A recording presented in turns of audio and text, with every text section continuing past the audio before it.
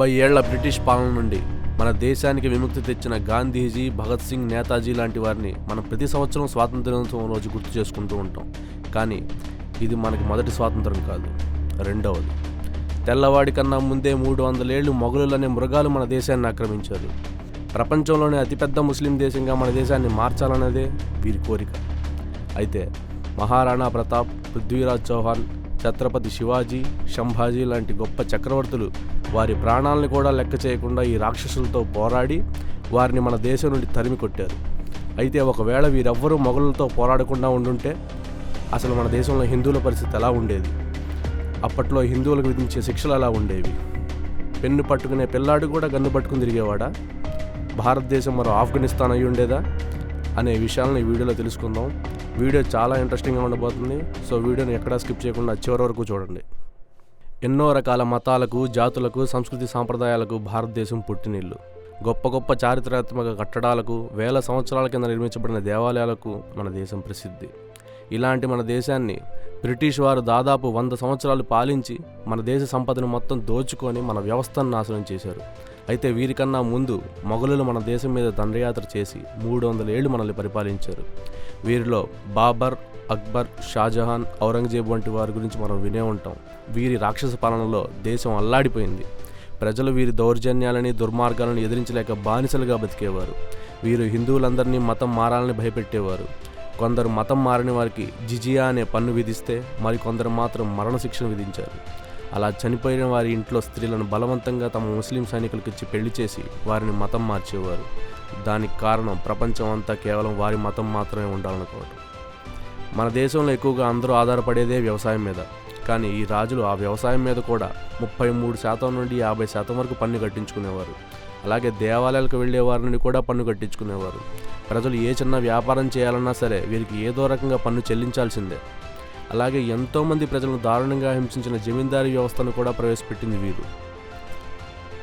ఇలా వీళ్ళు తెచ్చిన రకరకాల పన్నులతో ప్రజలను హింసించి వారిని బానిసలుగా చూసేవారు. మన పుస్తకాల్లో మాత్రం వీరి గురించి చాలా గొప్పగా చెప్పి మన చరిత్ర మనకు తప్పుగా చెప్తున్నారు. అలా తప్పుగా మనం చదువుకున్న చరిత్రల్లో అక్బర్ కూడా ఒకడు. మొఘల్ రాజుల్లో ఒకడైన అక్బర్ గురించి మనందరం చిన్నప్పుడు చదువుకున్నాం. కానీ మన పుస్తకాల్లో ఆయన గురించి మంచి గురించే తప్ప అతను చేసిన దుర్మార్గాల గురించి ఎక్కడా చెప్పలేదు. అక్బర్కి ఆడవాళ్ళంటే బాగా ఇష్టం. అందుకే ముస్లిం రాజైనా కూడా ఎంతోమంది హిందూ రాజులను భయపెట్టి వారి కుమార్తెలను పెళ్లి చేసుకున్నాడు. అంతేగాక తన ఆస్థానంలోని తండ్రి సమానమైన వ్యక్తిని చంపి ఆయన భార్యను కూడా బలవంతంగా పెళ్లి చేసుకున్నాడు. ఇవే కాక తను హిందూ, ముస్లిం, ఇతర మతాలను కలిపి దీనే ఈ ఇలాహీ అనే కొత్త మతాన్ని స్థాపించి తను దేవదూతనని ప్రజలందరినీ ఈ మతంలోకి మారాలని హింసించాడు. దీనికి వ్యతిరేకంగా ఉన్న ఎంతోమంది బ్రాహ్మణులను, సాధువులను అతి కిరాతకంగా చంపాడు. ఇదే కాక అక్బర్ చిత్తోర్పై చేసిన యుద్ధంలో రాజపుత్రులనే కాక ఒంటి మీద జంధ్యం ఉన్న సామాన్య ప్రజలందరినీ అత్యంత దారుణంగా నరికి చంపాడు. అక్కడ చంపి తెంచిన తాళ్ల బరువే కొన్ని కిలోలుందని, సుమారు 30,000 మందికి పైనే అక్కడ చనిపోయి ఉంటారని అప్పట్లో అక్బర్ దగ్గర పనిచేసిన ఓ వ్యక్తి తన పుస్తకాల్లో రాశాడు. చనిపోయిన వారి భార్యలు అక్బర్ చేతికి చిక్కకుండా సతీ సహగమనం కూడా చేశారని ఆయన రాశారు. కానీ ఈ విషయాలు ఏవి మన పుస్తకాల్లో చెప్పలేదు. అక్బర్ తర్వాత ఎంతోమంది రాజులు మన దేశాన్ని పరిపాలించిన వారిలో అత్యంత దుర్మార్గుడు మాత్రం ఔరంగజేబు. రాజ్యం కోసం సొంత అన్నను చంపి అతని తల నరికి తండ్రికి కానుకగా ఇచ్చిన రాక్షసుడు ఔరంగజేబు. ఇతను కూడా తన రాజ్యంలో అందరూ ముస్లింలే ఉండాలని బెదిరించి భయపెట్టి ఎంతోమందిని మతం మారడానికి కారకుడయ్యాడు. పూర్తిగా హిందువులతోనే ఉన్న మన భారతదేశంలో ఇప్పుడు ఇంతమంది ముస్లింలు ఉండటానికి కూడా ఇదొక కారణం. ఇదేగాక దేవాలయాల్లోని దేవత విగ్రహాలను నరికి ఆ స్థానంలో జంతువుల తలను పెట్టి పైశాచిక ఆనందాన్ని పొందేవాడు. కొన్ని దేవాలయాలనైతే పూర్తిగా నాశనం చేసి వాటి స్థానాల్లో మసీదులను కూడా కట్టించాడు. వాటిలో కాశీలో ఉన్న జ్ఞానవాపి మసీదు కూడా ఒకటి. ఇదే కాక దేవుడే పుట్టిన శ్రీకృష్ణ జన్మస్థలాన్ని, సోమనాథుడి ఆలయాన్ని కూడా నాశనం చేశాడు. రాజ్యాల కోసం వావి వరసలు కూడా లేకుండా కుటుంబ సభ్యులనే చంపి కన్న కూతుర్నే పెళ్లి చేసుకున్న చరిత్ర ఈ మొఘలులది. కానీ ఇలాంటి వారి గురించి మనకెక్కడా పూర్తిగా చెప్పకుండా వారు కట్టిన కుతుబ్ మినార్, తాజ్మహల్, చార్మినార్ వంటి వాటినే మనకు చెప్పారు. అయితే వారు కట్టిన ప్రతి భవనం, కట్టడం అన్నీ కూడా మన భారతీయులకు చెందిన పురాతన దేవాలయాలే అని ఇప్పుడిప్పుడే నిజాలు బయటకు వస్తున్నాయి. రామ మందిరాన్ని పగలగొట్టి మసీదుని కట్టారని ఎన్నో గొడవలు, కోర్టు కేసుల తర్వాత రీసెంట్గానే అక్కడ మళ్ళీ రామ మందిరాన్ని కట్టారని మనందరికీ తెలుసు. కానీ కుతుబ్ మినార్ దగ్గర ఉన్న మసీదు కోసం సుమారు 27 హిందూ దేవాలయాలను ధ్వంసం చేశారని మీకు తెలుసా? ఈ విషయం అక్కడి మసీదు మీదే అరబిక్లో రాసి ఉంటుంది. ఇదే కాక కుతుబ్ మినార్ కూడా వీళ్ళు కట్టింది కాదని, అది అక్కడున్న దేవాలయాల ధ్వజస్తంభం అని కొంతమంది చెప్తారు. ఇదే కాకుండా షాజహాన్ ముంతాజ్ కోసం కట్టిన తాజ్మహల్ కూడా ఒక పురాతన శివాలయం అని, షాజహాన్ దాన్ని తాజ్మహల్గా మార్చాడని అంటారు. ఇలాంటి దుర్మార్గులను ఎదిరించి దేశ ప్రజలను బానిస బతుకుల నుండి విముక్తిపరచాలని ఎంతోమంది మన భారతీయ రాజులు ఈ మొఘలులతో పోరాడి ప్రాణాలు పోగొట్టుకున్నారు. వీరిలో మహారాణా ప్రతాప్, పృథ్వీరాజ్ చౌహాన్, రాజా ఛత్రసాల్, రాణా సంగా, హేము విక్రమాదిత్య, శ్రీకృష్ణదేవరాయలు, ఛత్రపతి శివాజీ, సంభాజీ వంటి వారు కూడా ఉన్నారు. అయితే మేవాడ్ రాజు ఎంత ట్రై చేసినా మొఘలులను ఓడించలేకపోయారు.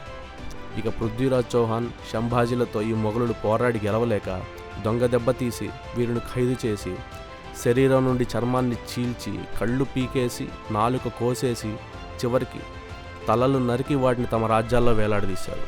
కానీ వీరు ఎన్ని దారుణాలు చేసినా ధైర్యంగా మన రాజులు పోరాడి, ఈ రాజులు ఇచ్చిన ధైర్యంతో మొఘలులను మన దేశం నుండి తరిమికొట్టి దేశ ప్రజలకు మొదటి స్వాతంత్రాన్ని అందించారు. వీరిని ఆదర్శంగా తీసుకొనే మన ఉయ్యాలవాడ నరసింహారెడ్డి, ఝాన్సీ లక్ష్మీబాయి వంటి వారు బ్రిటిష్ వారిని ఎదిరించారు. అయితే వీరిని ఎదిరించిన రాజులంతా ఒకవేళ ఓడిపోయి ఇప్పటికీ మన దేశం మొఘలుల పాలనలోనే ఉంటే ఏం జరిగి ఉండేది ఒక్కసారి ఆలోచించండి. దేశంలో హిందువుల అస్తిత్వమే లేకుండా భారతదేశం కూడా పాకిస్తాన్లో ముస్లిం దేశం అయిపోయేది. దేశంలో ఉన్న దేవాలయాలన్నీ అసలు ఉండేవా అన్నట్లుగా పూర్తిగా నాశనం అయిపోయి దేశం మొత్తం మసీదులే కనిపించేవి. హిందూ సంస్కృతి, మన భారతీయ భాషలు పూర్తిగా అంతమై ఉండేవి. దేశం మొత్తం షరియా చట్టం అమలులోకి వచ్చేది. దాంతో మన స్కూల్స్ అన్నీ మదర్సాలు అయిపోయేవి. క్రికెట్, ఫుట్బాల్ ఆడుకుంటూ తిరిగే పిల్లలు గన్స్ పట్టుకుని తిరిగేవారు. హిందూ ధర్మం గురించి, భగవద్గీత, రామాయణ, మహాభారతాల గురించి ఎవరికీ తెలియకుండా అయిపోయేది. ఎంతోమంది ప్రాణత్యాగాల వల్ల మన దేశం ఈరోజు ఇలా ఉందిలే, కానీ లేదంటే పాకిస్తాన్, ఆఫ్ఘనిస్తాన్, బంగ్లాదేశ్లో ఎప్పుడూ అయిపోయేది. సో బ్రిటిష్ వారిని ఎదిరించిన గాంధీజీ, నేతాజీలనే కాకుండా సంభాజీ, శివాజీ లాంటి వారిని కూడా మనం జీవితాంతం గుర్తుంచుకోవాలి.